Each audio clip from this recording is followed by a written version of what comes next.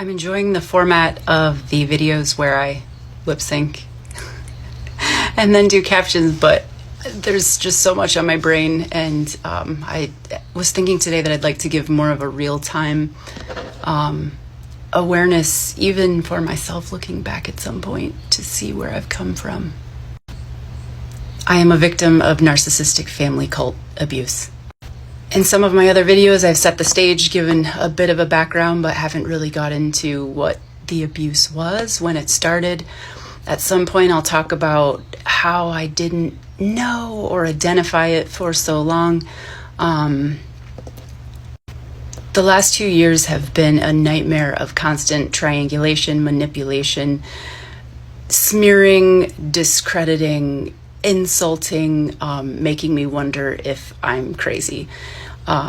It's then followed by love bombing. That is when the narcissists in your life will give you tons of gifts, tons of attention, say wonderful things via email about how much loved and valued you are, and that's why they're saying these things.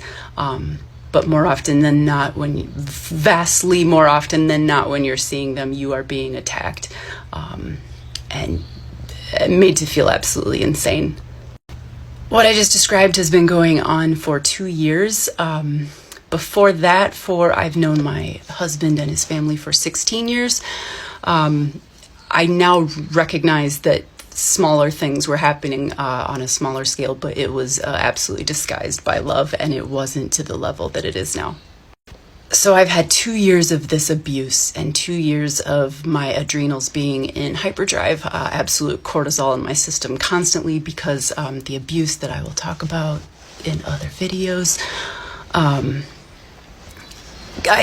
it would start to constantly happen and happen every time, and even happen when I wasn't looking for it. Things would come in the mail, the doorbell would ring, emails, phone calls, texts, even though I was asking for it to stop. So the hypervigilance of this fight or flight has made me feel pretty intensely for 2 years.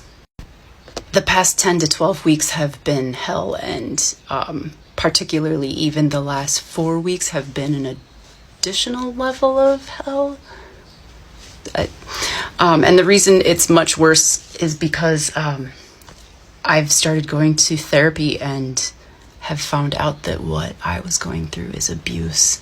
It was not okay, even though I have felt crazy for years.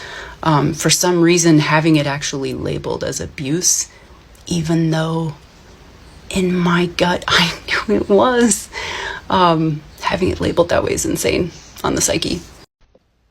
Please listen to my part 1 of my vent. So the additionally difficult is the fact that in addition to, in part 1, event 1, my abuse, realizing that it was actually abuse, is realizing that my daughters have also been abused. Again, that's something that I knew in my gut wasn't right. Should your daughters see their grandparents, their grandmother, yell at you, insult you, swear at you in front of your kids? They witnessed 3 times, and it happened so much more than me. So anyway, we'll get there later. Of course that's abuse, and I told myself I knew it was, but I still didn't do anything about it. Additionally, it's just been insidious over years, other things that I think of that my in-laws would say to them, and whatever, that can be for a different time. Right now, though, I want to talk about how sick I am, how exhausted I am. I am so tired of being a victim of narcissistic abuse, and not one narcissist, but 3. Again, we'll go into that at some point. I have been ganged up on by 5 people for 2 years horrifically, but 14 years, and I thought I was crazy all along, or so they made me believe. Let me read to you some of the things about narcissistic abuse and what it can cause to someone. So it can cause chronic fatigue syndrome. Do you see these crags under my eyes? I don't know a night in the last 2 years that I got more than 8 hours, and it's pretty much 5 or 6 for 2 years. Depression, probably, yep. Chronic pain. I have so much pain everywhere in my body. Anxiety, look at me talking. I'm quite anxious. Memory loss, I thought that I just was really getting old and COVID was having an impact, which I realize both of those things are, but the memory loss, the brain fog. Let's continue. Stomach digestive issues, yes. Chronic, my dog startled me. Loss of self-esteem. Yep. Complex PTSD, we'll talk more about that soon. Adrenal malfunction, there's all my cortisol. Eating, sleeping problems, yes. Inability to function and execute daily tasks, are you kidding me? Hypervigilance, or an increased startle response. That's been a really, really fun one. So now that I mentioned that complex PTSD, I'm going to read you some of the stuff about that. So CPTSD suffers experience changes in the brain due to the continuous exposure of the fight or flight.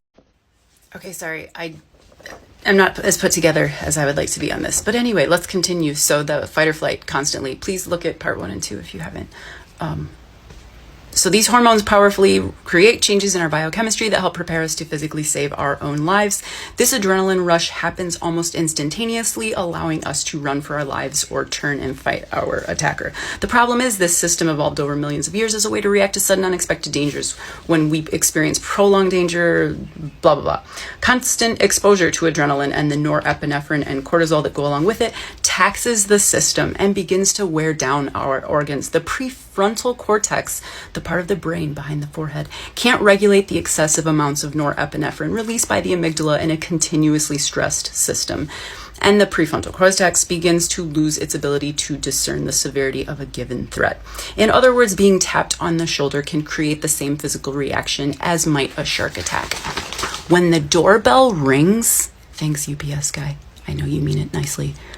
When someone pulls up in front of my house, when I have to walk to the mailbox, when I get an email, when I get a phone call, it's a shark attack. And I know that sounds idiotic, and I'll explain later. I have no contact boundaries. She still finds a way to call me. I've blocked her, so I've blocked her. But I'm going to rant at some other point about how much Facebook and Google do a really bad job letting you block someone. Anyway.